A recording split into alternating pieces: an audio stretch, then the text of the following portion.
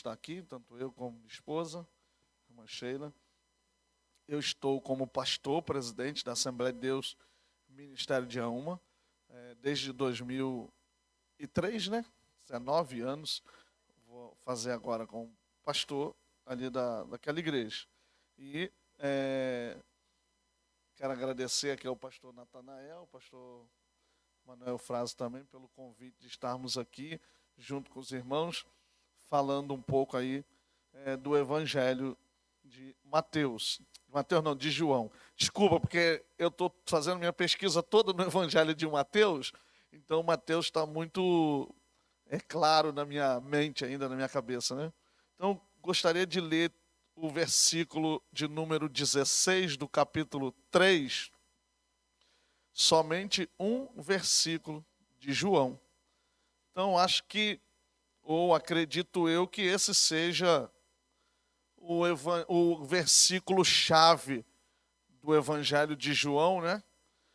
E confesso a vocês que foi um pouco assim, complicado pegar quais passagens eu poderia colocar nesse estudo de tão rico que é esse Evangelho. Então, e eu vou explicar, eu fiz uma introduçãozinha para a gente entender um pouquinho umas questões introdutórias do Evangelho, e depois eu vou falar daquilo que eu propus colocar dentro desse estudo, né? Porque Deus amou o mundo de tal maneira que deu o seu Filho unigênito para que todo aquele que nele crê não pereça, mas tenha a vida eterna. Vamos repetir todo mundo? 1, 2, 3. Porque Deus amou o mundo de tal maneira que deu o seu Filho unigênito para que todo aquele que nele crê não pereça, mas tenha a vida eterna. Muito obrigado por poder sentar. Eu pedi lá, botei lá, já está o material lá no computador, já pedi para copiar lá. Se puder colocar aí o data show para a gente aí, eu vou agradecer muito também pela ajuda para estar passando cada um dos slides. Gente, aqui no Evangelho de João, capítulo 3,16, só aqui nesse versículo você tem cerca de 4 verbos que são importantes. O verbo amar, o verbo dar, o verbo crer, o verbo perecer e o verbo ter. Nós temos 5 verbos aqui. Então, esses verbos, eles, de certa forma, eles vão se concatenando, né?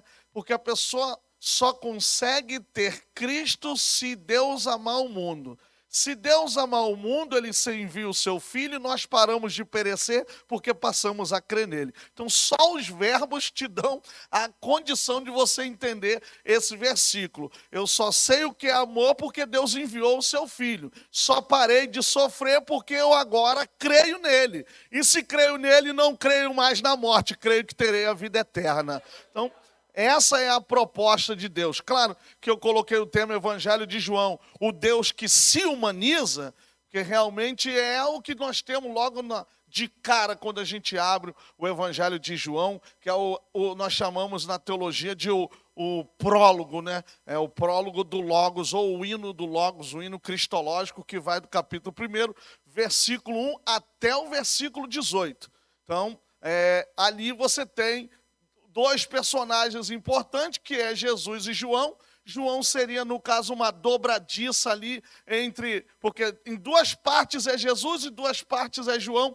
E Jesus, na verdade, ele que é a luz, e João não é a luz enviada por Deus. E daqui a pouco eu vou falar, mas eu quero mostrar algumas coisinhas. Então, essas são as 3 etapas. Eu também tenho aqui o material em ordem. As 3 etapas da formação do Evangelho, para vocês entenderem como os evangelhos chegaram até a gente, porque eu creio que foi falado em outras ocasiões que os 3 primeiros evangelhos são chamados de evangelhos sinóticos, porque com um olhar você consegue entender as diferenças e as dessemelhanças, né? O que é semelhante e o que não é semelhante, a gente consegue ver com um olhar. A palavra sinótico significa isso, com um olhar. Então eu vejo os 3 primeiros evangelhos com um olhar, eu entendo que eles têm coisas semelhantes e coisas dessemelhantes, e algumas pessoas começam a dizer que os evangelhos têm ali, de certa forma, a Bíblia tem sim contradições, porque no evangelho diz um, no evangelho diz outra coisa,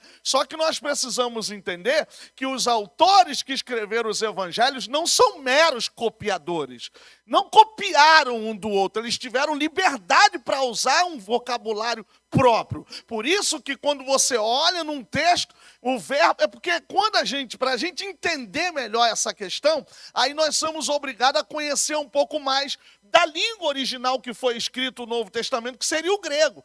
Por exemplo, no grego tem 3 tipos de verbo para significar ver. Por exemplo, blepo, horal e teaomai. O blepo quer dizer ver, mas no sentido só de olhar.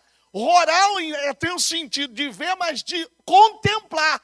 Então eu não só estou vendo que essa igreja é bonita, eu estou contemplando que ela é bonita. É diferente só de ver. Então eu não só vejo, eu contemplo. E o teaomai, na verdade, não é apenas contemplar ou ver, é observar. Tem gente que vê, mas não é observadora. Principalmente a gente que é casado, né? Não observa, aí a esposa bota uma roupa e a gente vê, mas não observa.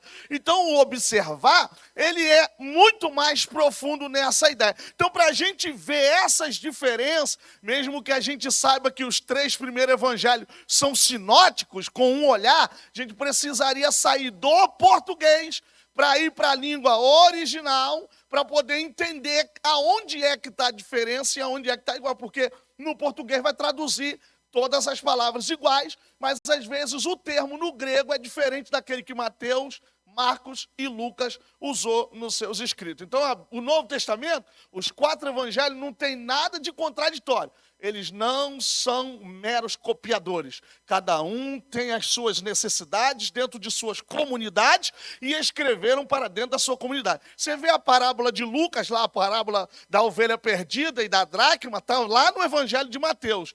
Lucas fala para os fariseus e por os escribas. Mateus fala para a igreja. Então você vê que a intenção é diferente. Então você tem os 4 relatos e os 4 relatam a ressurreição e a crucificação de Jesus. Mas cada um tem um objetivo dentro da sua comunidade. Então isso é importante ficar bem frisado, que se um dia alguém parar você e dizer, não, a Bíblia tem contradição. Lá nos 4 evangelhos um fala uma coisa assim, mas eles não eram meros copiadores.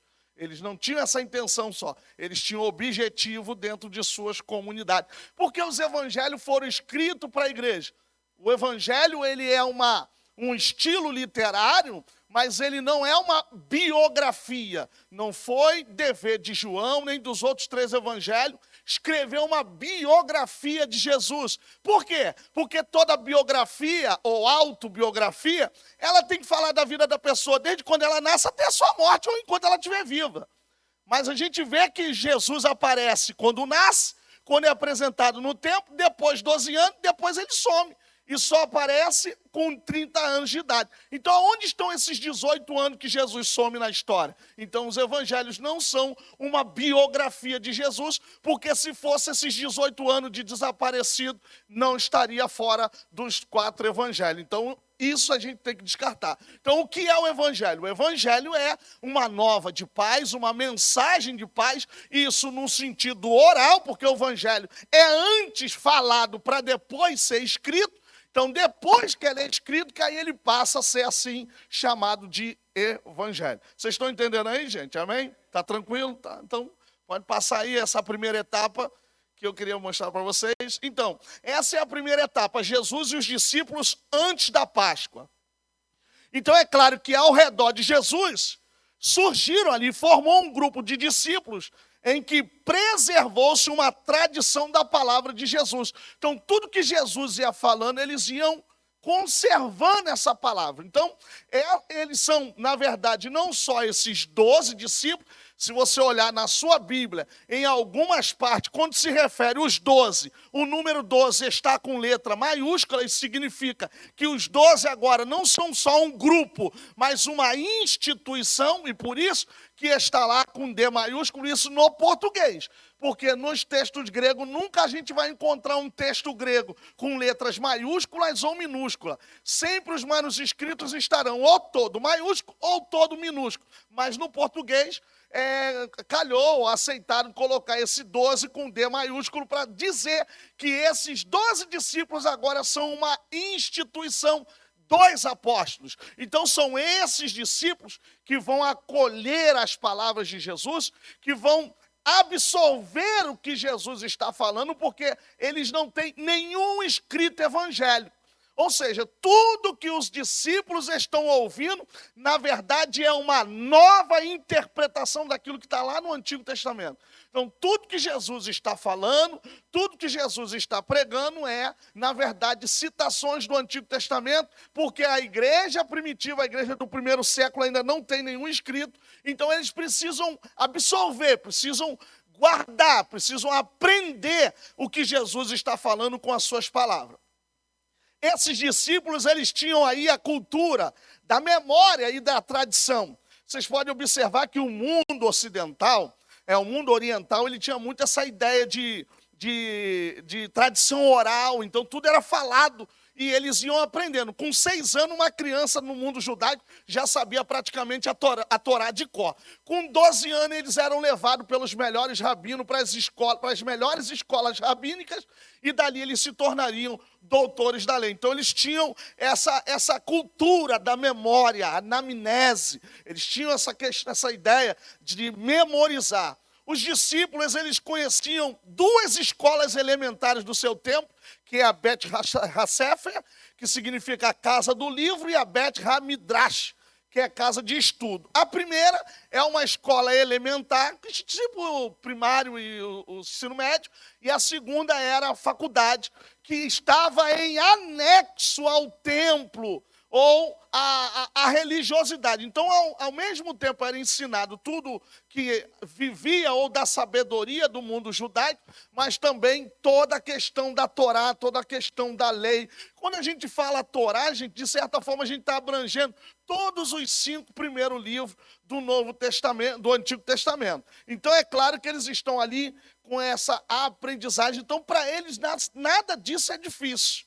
Para nós, manter essa tradição da memória não é tão fácil assim, né?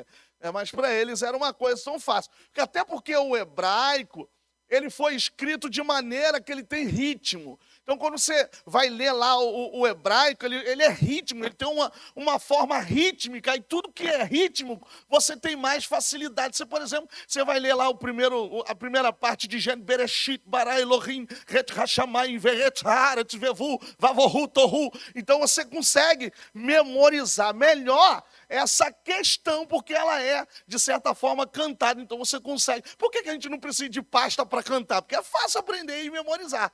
Agora eu quero ver a citar. Vamos fazer aqui uma citação de um hino. Aí tem que estar com a letra aqui na mão, senão você não consegue lembrar.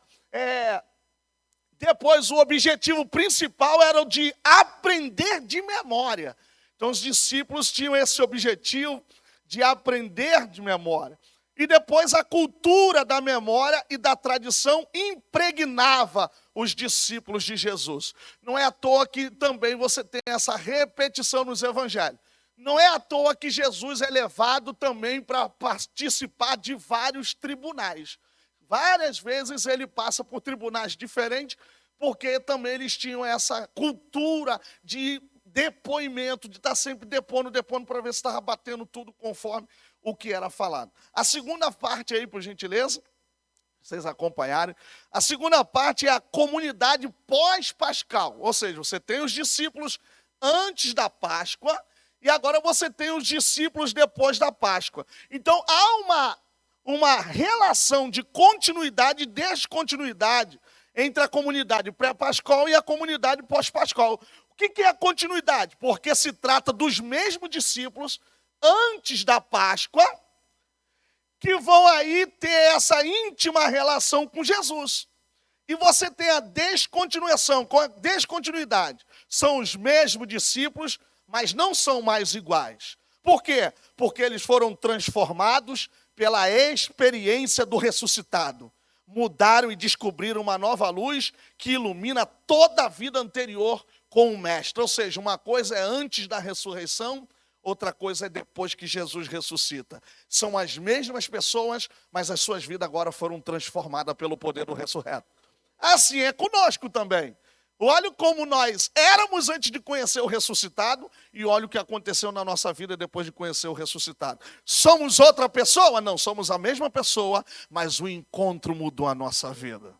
Sabe? O Evangelho tem esse poder de mudar as nossas vidas. Então eles são, essa é a segunda fase, isso para vocês entenderem como o Evangelho de João e os outros três estão sendo formados. Então, assim, não é igual ao Corão. Maomé estava lá sentado no deserto, o Corão caiu na cabeça dele, pronto, achei aqui o livro santo. Não, há uma construção para que esse evangelho fosse escrito e chegasse até nós. Então, já passamos por duas etapas. A primeira etapa é que eles estavam ouvindo tudo que Jesus ensinava. A segunda é que eles ouviram antes da ressurreição e agora tiveram esse encontro com o ressuscitado, transformou a vida deles e eles agora vão colocar em prática aquilo que eles aprenderam, porque Jesus não está mais com eles. Então agora é eles que vão ter que falar o que Jesus falou. Agora é eles que vão ter que anunciar o que aprenderam de memória, o que Jesus falou. Pode passar a terceira fase, a redação dos evangelhos. Então, o trabalho dos escritores dos evangelhos vem descrito como selecionar os dados da tradição oral e escrita. Quem leu o prólogo de Lucas? Muitos intentaram escrever sobre Jesus, mas eu fiz uma pesquisa minuciosa. Você vai ler lá, capítulo 1 de Lucas, é praticamente um prólogo para dizer como ele fez o evangelho dele. Então, eles tiveram o trabalho de selecionar os dados. Os únicos evangelhos que têm a infância de Jesus é Mateus e Lucas. Ora, quem foi a fonte para dizer para Mateus e para Lucas como aquela criança foi todo o desenvolvimento? Provavelmente sua mãe. Sua mãe foi tradição oral para que eles escrevessem aquela parte.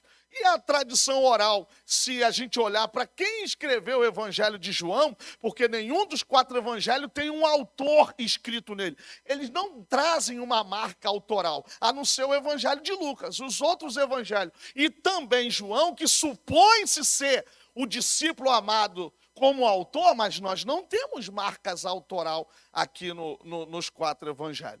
E eles também vão realizar síntese, quer dizer, vão juntar, selecionar os dados da tradição oral, da tradição escrita, vão realizar síntese, vão ver o que serve e o que não serve, depois vão fazer adaptar a tradição e receber das situações das diversas igrejas. Então, cada igreja tem suas situações, a gente precisa entender isso, que nada foi escrito para fora da igreja, tudo foi escrito para suprir as necessidades da igreja. Então a palavra surge no meio da igreja, ela precisa ser interpretada no meio da igreja e ela precisa ser recebida pela igreja. Então esse é o processo. Depois nós temos aí conservar o estilo da proclamação. Ou seja, antes de ser escrito, houve uma proclamação. Então essa proclamação ela tem que ser conservada. Vocês estão vendo o trabalho que eles tiveram para poder formar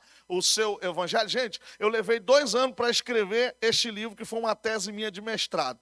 Agora eu estou levando 3 anos para escrever uma tese de doutorado. Então vocês imaginem o trabalho que tem para a gente ter que escrever, porque a gente tem que selecionar, tem que ver o que serve, tem que ver o que não serve. Só nesse livro aqui tem mais de 700 notas de rodapé. Então foram mais de 100 e poucos livros que eu usei. Então você imagina, tem que ler, tem que reler, tem que ler, tem que reler, tem que olhar, tem que... É uma coisa...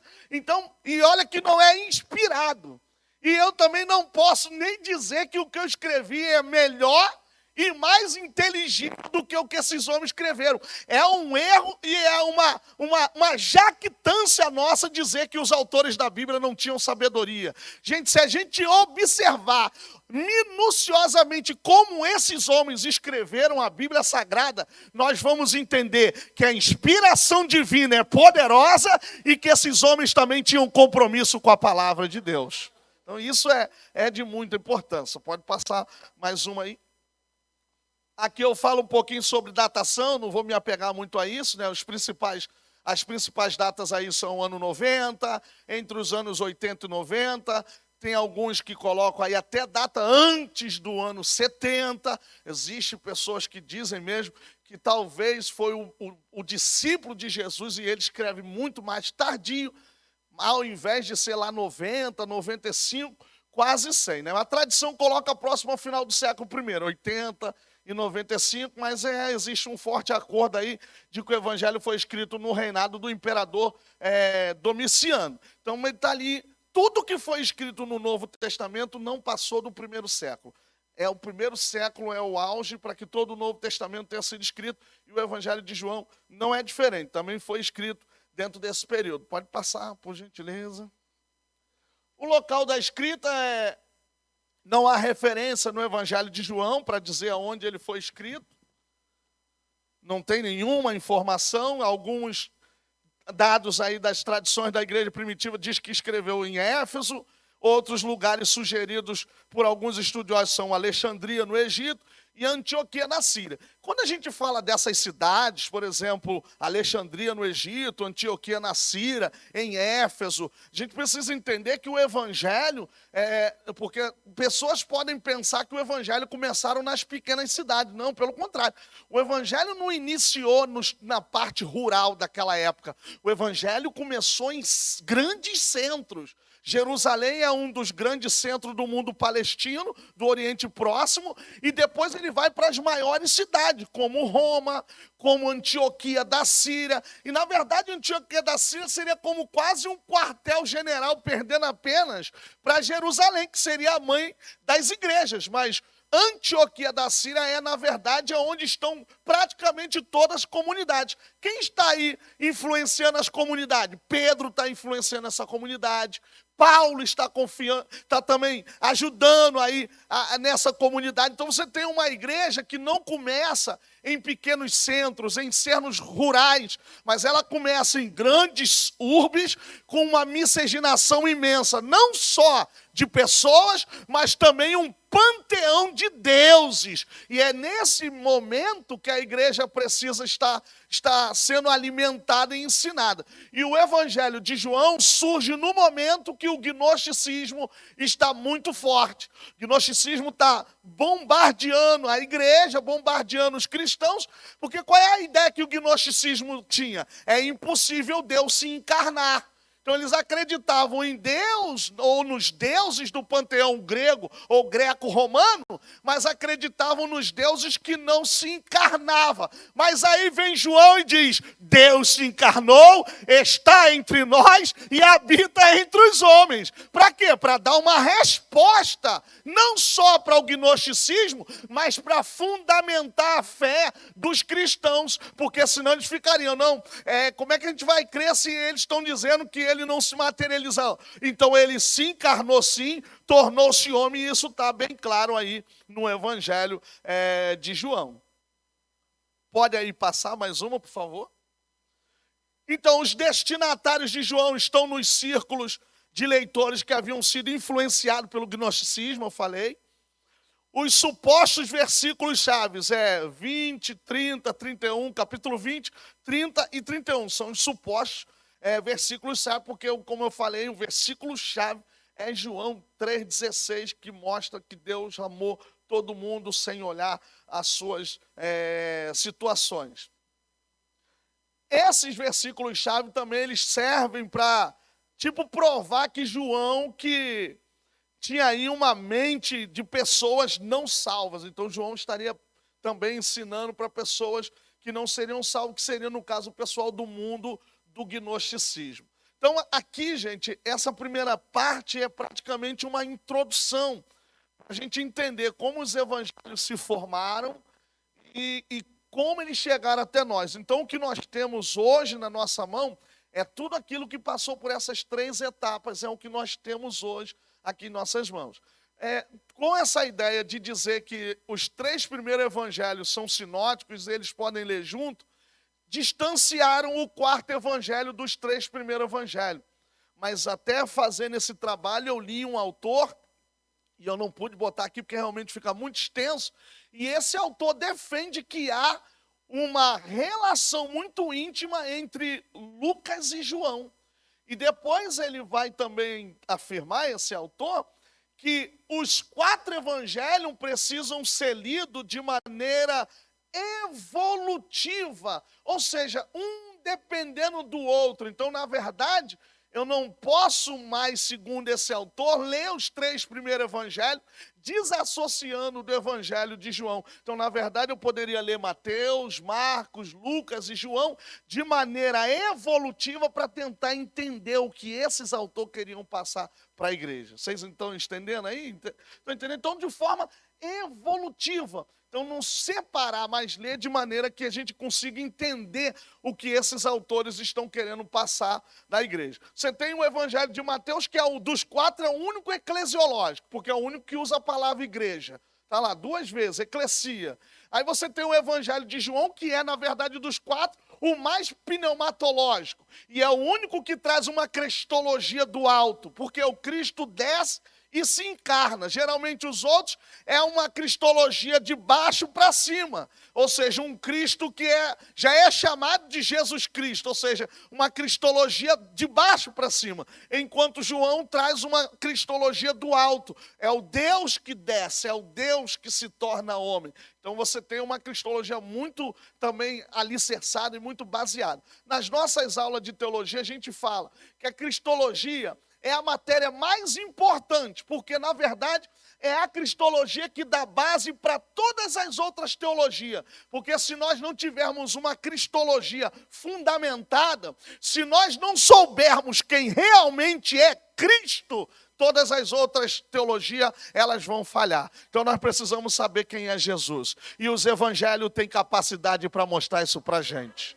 sabe? Os evangelhos têm capacidade para mostrar isso para a gente. Então, é importante a gente ter essa leitura dos evangelhos para depois chegar. A Bíblia não está em ordem de cronologia, não está em ordem de cronológica, mas ela está em ordem provavelmente de grandeza. O que é a ordem de grandeza? Os evangelhos são maiores do que as cartas. As cartas de Paulo são maiores do que as cartas católicas e as cartas pastorais.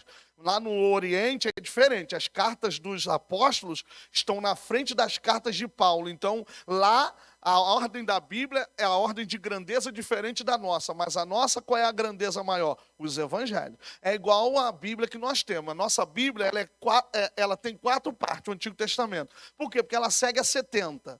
Mas a Bíblia hebraica ela tem 3 partes, que é chamada de Tanakh, Torá, Nevi'im, Ketuvim. Ou seja, não está em ordem cronológica, mas está em ordem de grandeza. Qual é a ordem de grandeza? É os profetas? Não, é a lei.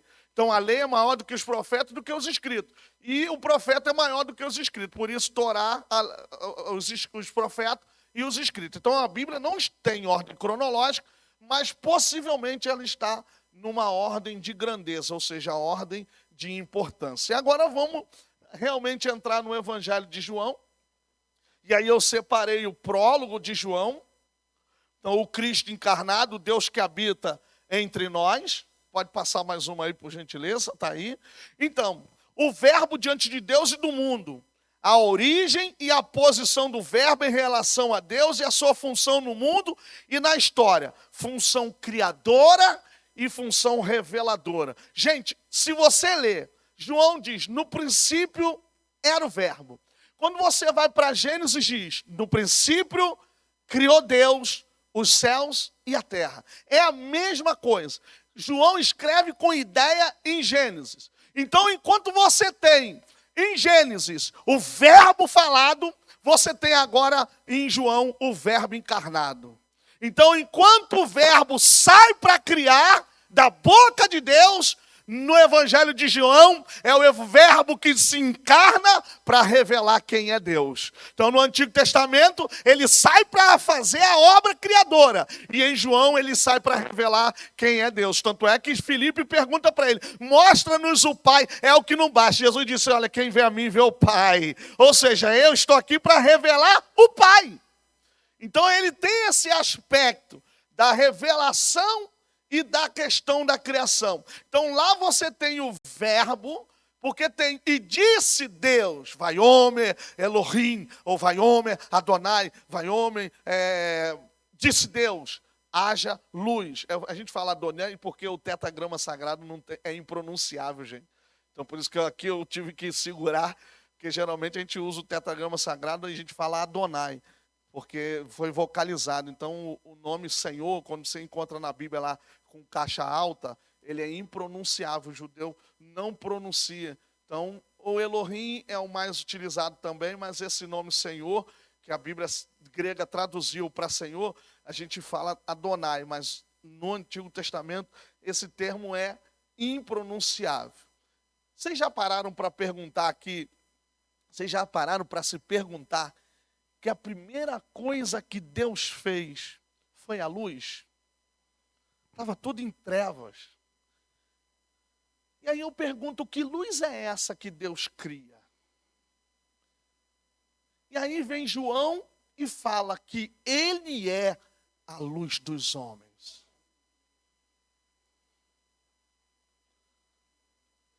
Sabe? Lá no Antigo Testamento, Deus cria a luz. Porque o que ilumina, na verdade, não é o sol, não é a lua e nem as estrelas. Porque antes dos luminares ser escrito, Deus disse, haja luz. Então aquilo que estava em trevas, agora está na luz. Porque Deus criou primeiro a luz. Por meio do verbo, que agora se encarna e diz que ele é a luz dos homens. A luz dos homens. O verbo existe desde sempre. Ele é gerado e não criado. Então a geração de Jesus não é uma geração igual a nossa. Nesse meu livro eu até comento sobre isso, porque eu falo da comparação de Jesus com João Batista. Jesus nasce da mulher, mas ele também nasce a partir da mulher. Ele nasce da mulher porque toda pessoa tem que nascer de uma mulher. Mas ele também nasce a partir de uma mulher, porque quando ele nasce antes da mulher existir.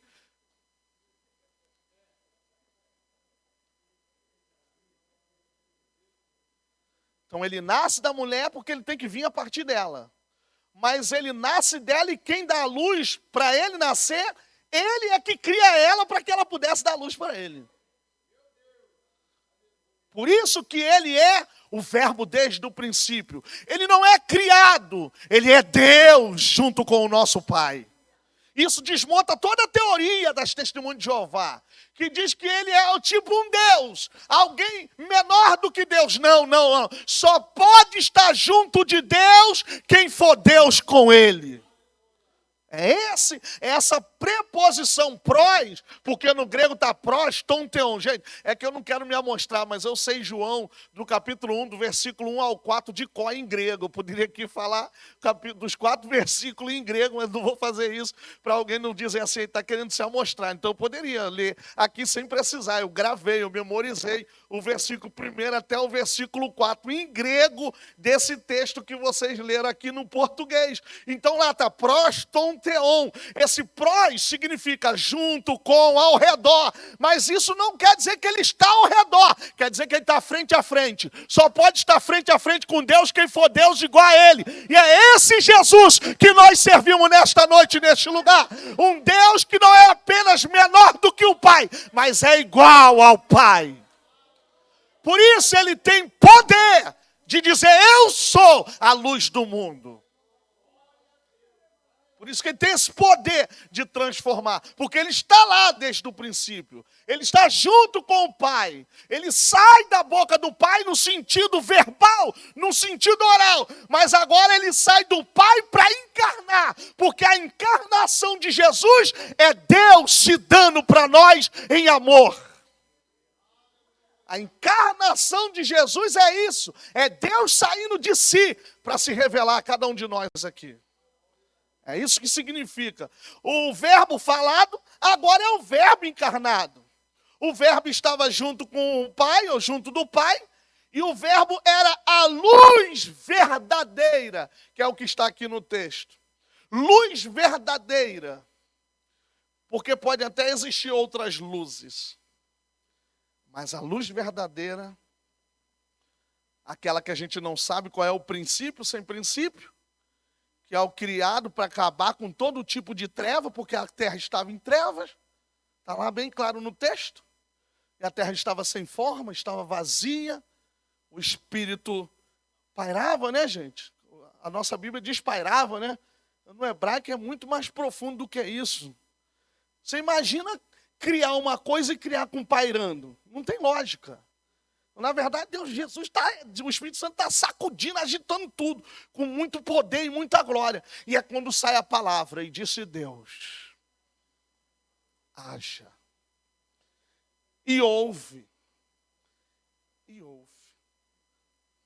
E agora em João, no princípio era o verbo estava com Deus, e o verbo era Deus.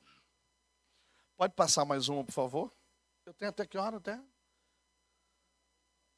9h20. Então, gente, tenho 20 minutos só. Então, vai. Já passou? Isso aí são... Gente, como eu falei para vocês, o Evangelho de João é muito rico, então eu peguei aquilo que fosse, sabe, o mais interessante. Então, esses são os 7 eu sou. No hebraico, lá no Moisés pergunta para Deus, eu vou chegar no Egito, eles vão me perguntar lá, qual é teu nome? Qual é o nome do teu Deus? Porque lá no Egito tinha uma porção. Aí ele diz o quê? No hebraico é Erreiê, Axé, Erreiê. Eu sou o que sou. Mas como no hebraico não tem presente, passado e futuro, a gente faz imperfectivo e perfectivo, então você pode traduzir isso aí como eu sou o que sou, serei o que serei e fui o que fui. Ou seja, ele é o Deus de ontem, de hoje e eternamente. Entende?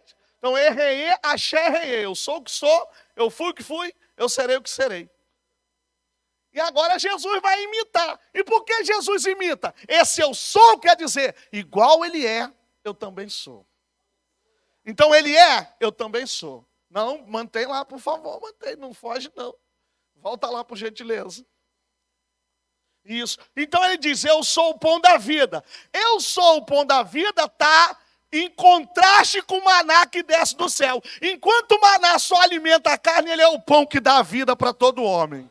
Eu sou a luz do mundo. Isso aí daqui a pouco eu vou falar, não vou entrar nisso aí não. Eu sou a porta das ovelhas. Eu sou o bom pastor. Eu sou a ressurreição e a vida. Eu sou o caminho e a verdade e a vida. Enquanto o povo está no deserto, perdido, rodando para lá e para cá, Jesus disse, eu sou o norte, eu sou a direção, eu sou a vida, eu sou a verdade. E é isso que nós precisamos pregar para esse mundo perdido no deserto. O eu sou que transforma, que alimenta, que é a porta, que é o bom pastor, quer trabalhar na vida dessas pessoas aí.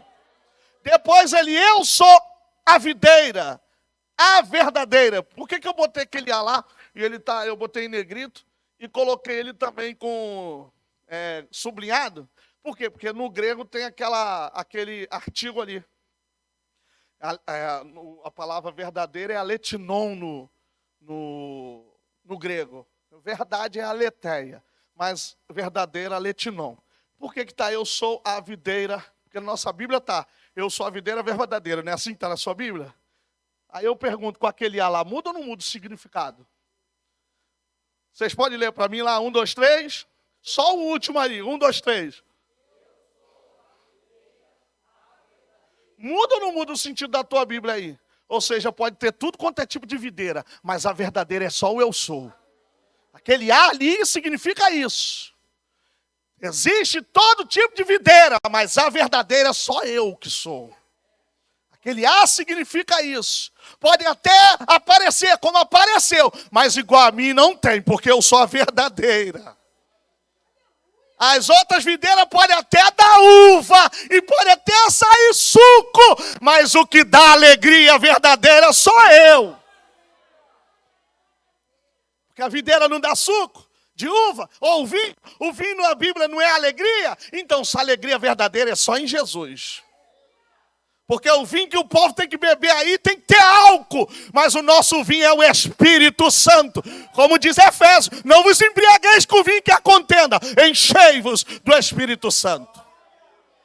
Então ele é a videira. Mas não a videira qualquer, a verdadeira. Então, por que eles tiraram isso da nossa Bíblia, né, gente? Por que não tiraram? Porque toda a tradução que nós temos, ela já é interpretativa. Então, na verdade, o que você tem na mão não é só a tradução, mas a interpretação. Alguém já escreveu e alguém já disse como você tem que entender a Bíblia. Como eu trabalho com Bíblia, eu sou biblista, eu sou exegeta, então no Brasil, gente, aqui não falo para me gabar não, porque eu ralei, estudei muito, só Jesus.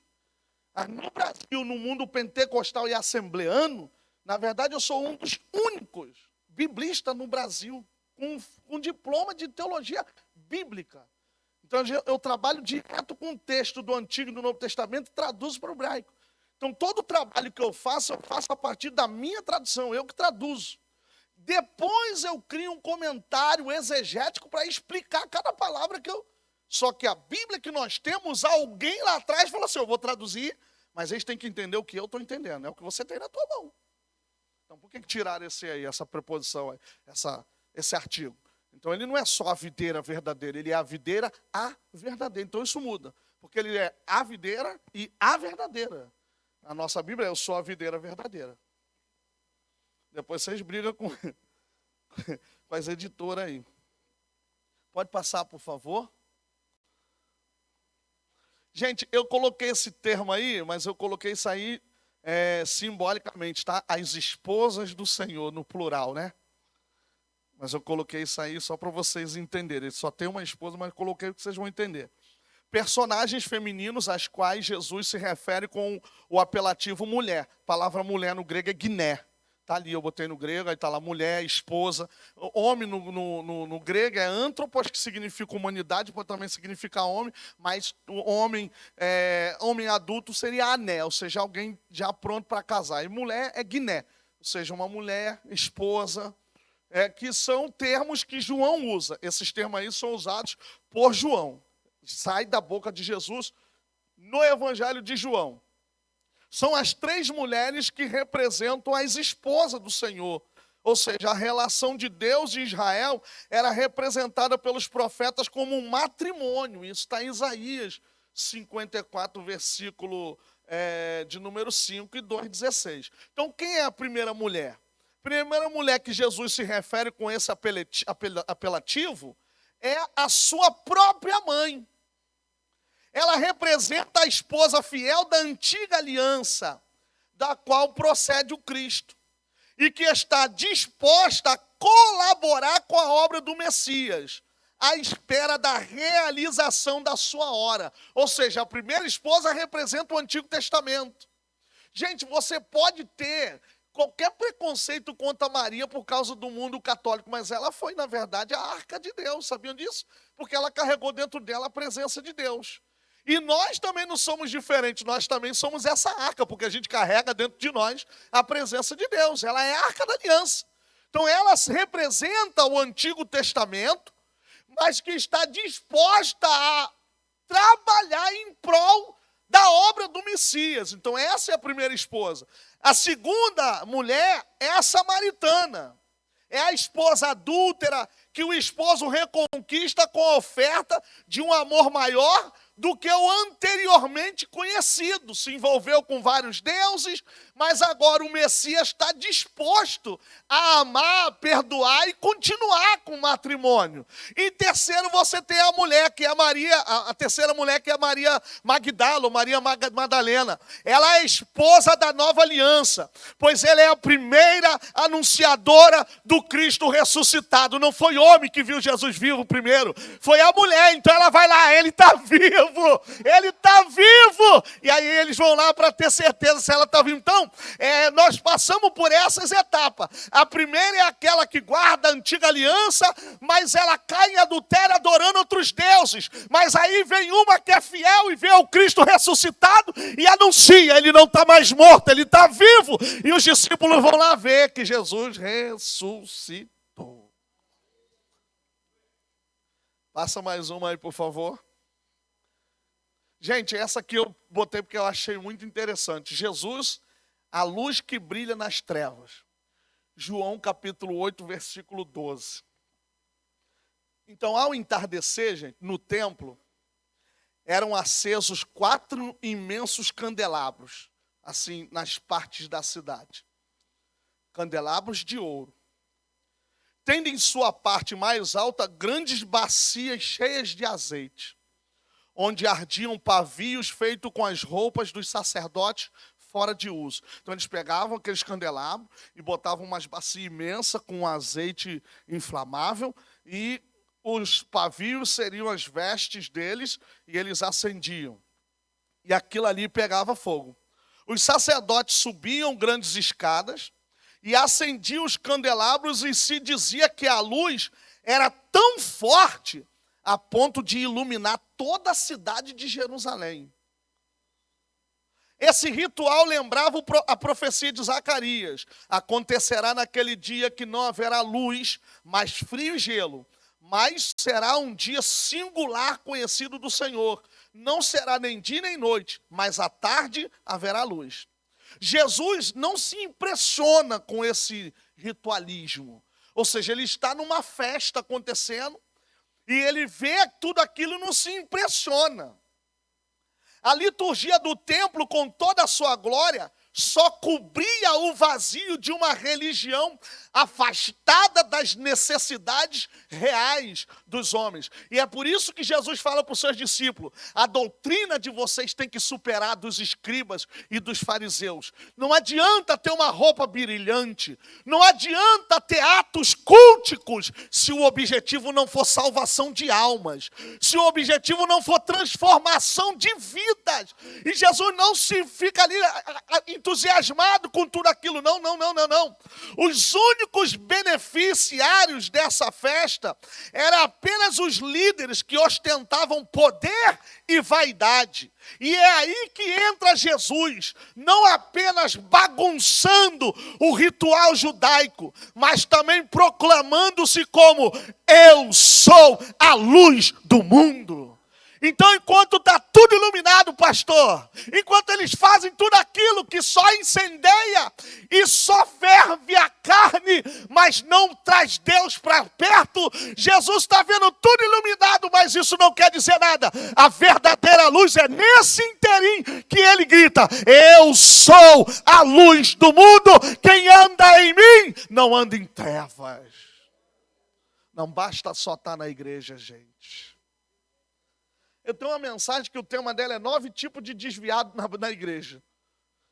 Então não basta estar na igreja. Tem que andar na luz. Porque se não andar na luz, está em trevas. Porque ele é a luz. E para mim não estar em trevas, eu preciso estar nele. Porque você pode até estar numa cidade iluminada, cidade da luz, onde é Paris, cidade da luz iluminada. Mas olha aquela multidão toda em trevas.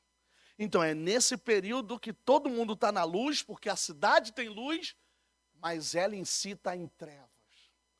E Jesus chega nesse ambiente religioso, que faz tudo isso, mas Deus está lá longe, afastado, longe de todo mundo.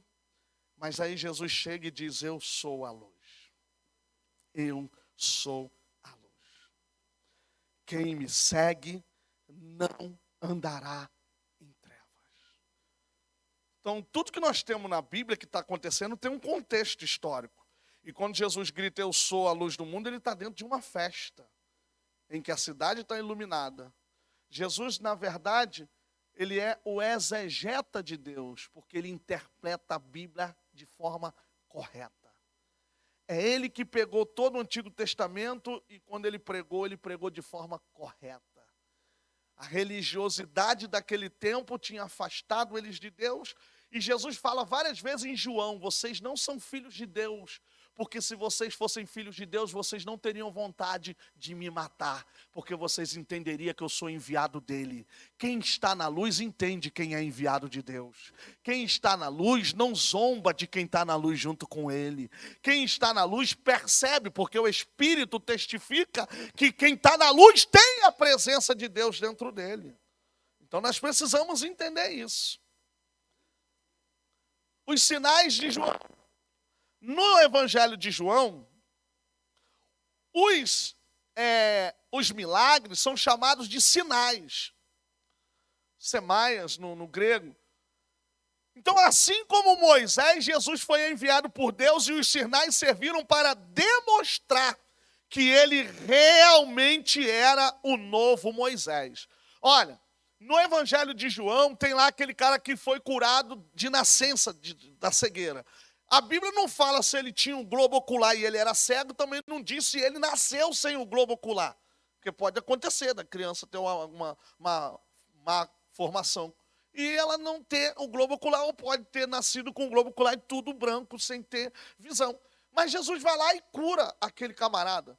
E diz o autor que nunca se ouviu em Israel que um cego de nascença enxergasse. Ou seja, esse milagre que Jesus faz na vida do cego de nascença é para demonstrar que ele é o Messias, o enviado por Deus. Então o Evangelho de João mostra que realmente Jesus é o Cristo, com um desses sinais que estão acontecendo. Então Moisés faz os seus sinais, Moisés opera os seus milagres e Jesus faz muito mais. Então aí você tem as bodas de Caná, a cura do filho de um funcionário, a cura do paralítico, multiplicação dos pães, caminhar sobre as águas, cura do cego de nascença, ressurreição de Lázaro, que somente alguém com poderes como o Messias, como aquele que foi enviado, é que poderia fazer essas coisas. E aí começam a perguntar: ué, não era você que era o cego? Quem foi que te curou? Ele diz: olha, eu não sei quem me curou, só sei que eu era cego e agora eu estou enxergando. Gente, milagre não se explica, milagre se testemunha. Você não tem que explicar como é que você foi curado, você não sabe. Eu só sei que estava aqui, pastor, estava aqui e saiu. Não é assim? O médico só pode dizer até a causa da morte, mas como a pessoa voltou da morte, o médico não tem como dizer. Porque para trazer da morte, só o Messias tem poder para fazer isso. Eu nunca ressuscitei ninguém, mas aonde Jesus chegava, nem funeral suportava a presença dele, porque ele acabava com o funeral. Gente, Jesus era tão poderoso, que quando ele já estava no mar, já havia cisma, lá onde o gadareno estava. Quando ele bate o pé na terra, ele sente: Jesus chegou na cidade, e ele vai nos expulsar desse homem, porque o poder dele é muito grande, e é por isso que a igreja ainda subsiste a toda perseguição, a toda prova, porque o eu sou está aqui no nosso meio nesta noite. É nesse Jesus que nós temos que crer, num Jesus que faz e continua fazendo e há de sempre fazer. Nessa palavra que nós temos que crer. Aí eu separei também a passagem do Nicodemos. Nicodemos é uma pessoa representativa, ele é um religioso, é um mestre de Israel, não é um qualquer. Eu estava num lugar orando, e quando eu fui me despedir, quando a gente desceu desse lugar, aí o irmão, eu dei a paz a ele, né? Ele: ô Zé, pai do senhor me chamou de Zé. Eu falei: Zé, o quê, rapaz? Está repreendido, nem te conheço. Por que você vai me chamar de Zé? Porque Zé, a gente tem uns subtítulos que não são legais, né? Zé Bobão, Zé Trouxa, Zé não sei o quê. Ele me chamou de Zé, aí eu não gostei, né? Que negócio é de Zé? Não sou Zé. Eu não sou Zé. Por que eu estou dizendo isso aqui? Porque não foi qualquer um que foi até lá para falar com Jesus de noite. Foi um cara forte, um cara extremamente religioso, um cara que conhecia a lei de có e salteado. Ele fala como um porta-voz, porque ele diz: nós sabemos. Então ele está falando pelos outros. Nós sabemos.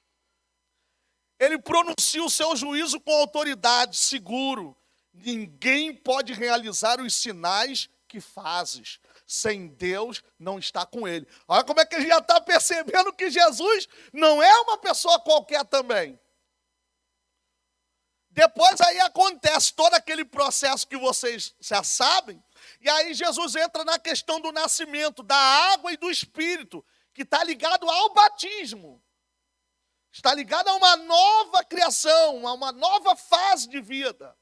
A água em João conserva o seu duplo sentido de purificação e fecundação. Purificação porque a água limpa, a água lava. Jesus fala para os discípulos, vós estáis limpos pela água da palavra. Então a água limpa, a água purifica, o batismo faz isso. E ela também é fecundidade, porque quando se levanta não é mais uma mesma pessoa, é uma nova criatura. É isso que Deus faz com o poder da sua palavra. Ele purifica e também ele fecunda, porque a pessoa torna-se uma nova criatura. E isso está acontecendo no diálogo entre Jesus e Nicodemos.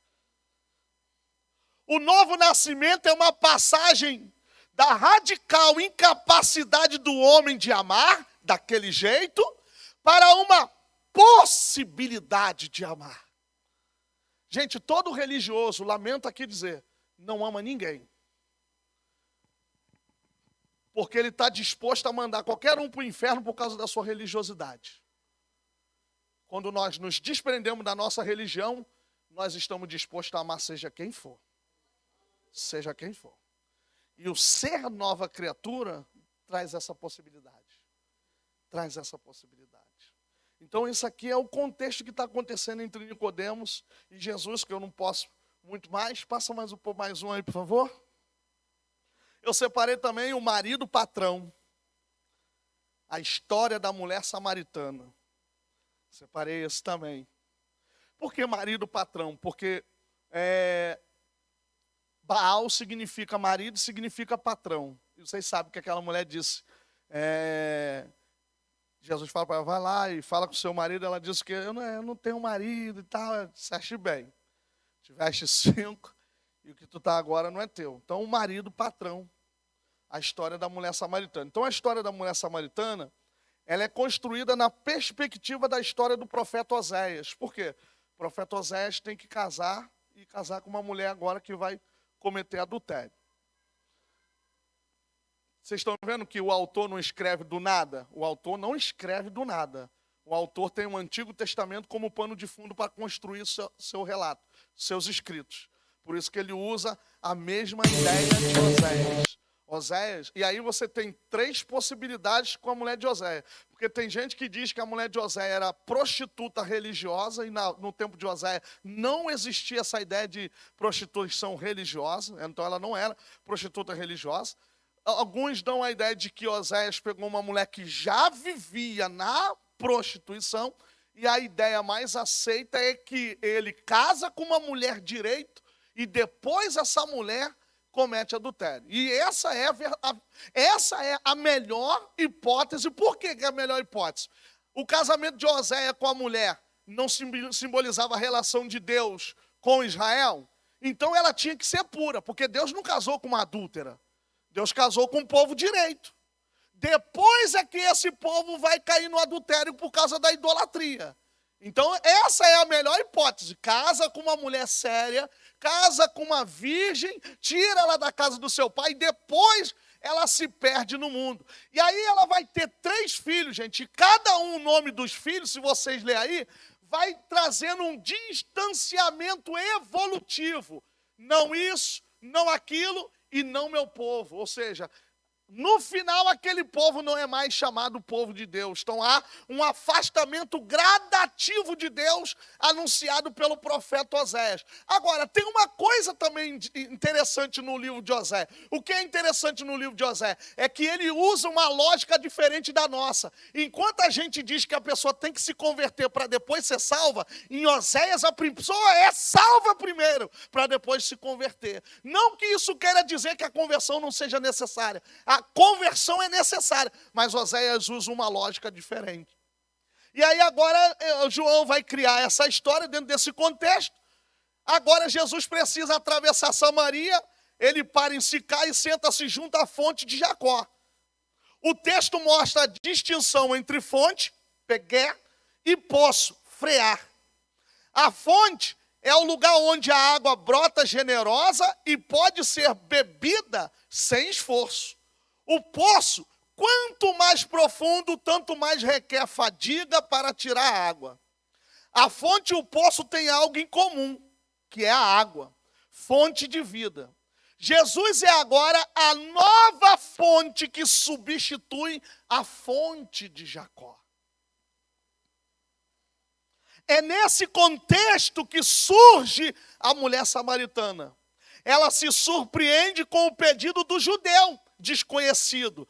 E nenhum judeu que se prezasse pediria não só uma mulher, mas principalmente samaritana. E no mundo judaico, tem um autor judaico que diz que a mulher samaritana vive menstruada sempre, todo dia. Ou seja, ela é impura desde que nasce.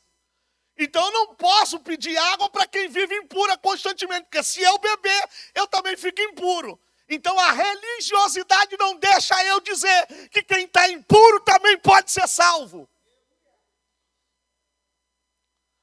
Ela se surpreende, mas o Cristo veio para oferecer algo que supera as divisões causadas por ideologias religiosas. Jesus diz para ela: mulher, se tu soubesse quem está te pedindo água, tu lhe pediria água da vida. Jesus não está olhando para a tua cor, Jesus não está olhando para o pecado que você cometeu, Jesus não está olhando o que você está vivendo agora. Beba dessa água que traz vida, que te dá vida e que muda a sua vida.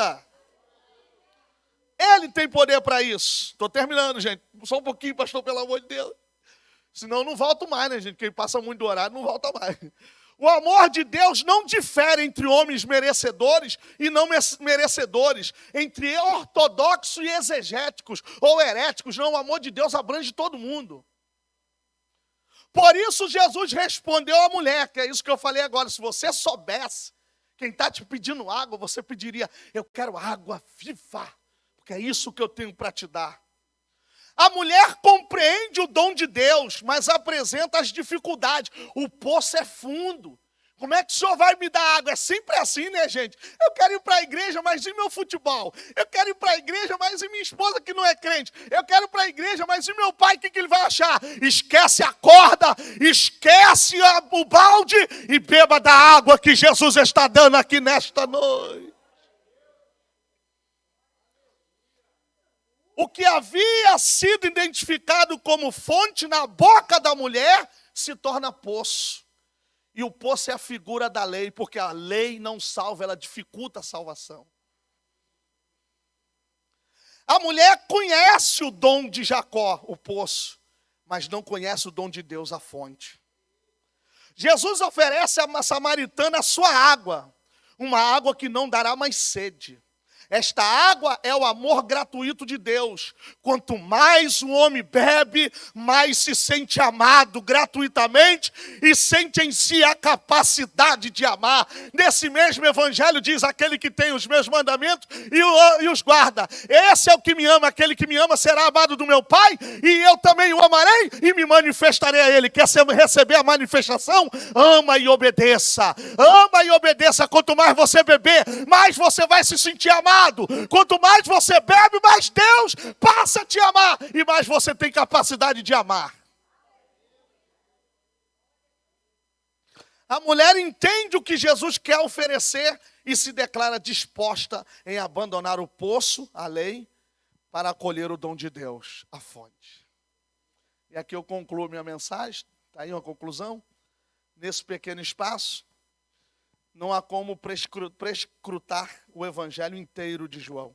Sua riqueza, teologia, sua linguagem simbólica, porque tem muita questão ali de números, e a demonstração do amor que Deus tem pelo ser humano. É possível enxergar que o Cristo apresentado por João é alguém que vem do alto, desde o princípio, e que habita entre os homens com o objetivo de salvar. Que Deus abençoe vocês.